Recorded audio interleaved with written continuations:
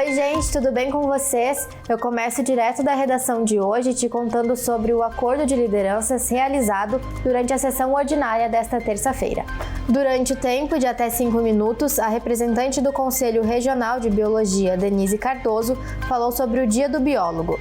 A profissão completa hoje 45 anos de existência. A convidada discursou sobre a história da profissão e saudou os colegas que se dedicam e lutam para a preservação de todas as formas de vida.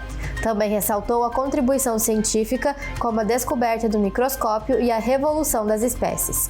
Denise também destacou que os profissionais promovem avanços em diferentes áreas, como saúde, meio ambiente e biodiversidade. Ainda desejou a todos os biólogos esperança com sabedoria e resiliência profissional. Também na manhã de hoje, o Legislativo recebeu a visita da Escola Municipal José Protásio.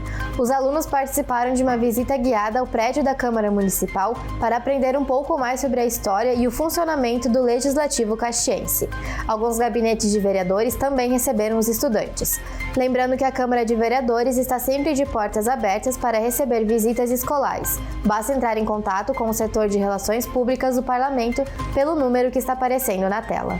E falando um pouco sobre cultura, o curta-metragem O Chamado do Vazio estreia quarta-feira, dia 4 de setembro. A produção conta a história de uma funcionária de escritório que é pressionada a entregar uma pasta com documentos importantes. No caminho, ela recebe um chamado impossível de ignorar. O filme explora de forma cinematográfica o nosso lugar na sociedade neoliberal moderna. O curta, produzido pela Entropia Audiovisual, tem classificação indicativa de 12 anos e conta com 24 minutos de duração. A estreia será feita no Teatro da FSG às 7h30 da noite, sendo aberta ao público. Essas eram as notícias de hoje. Tenham todos uma ótima semana.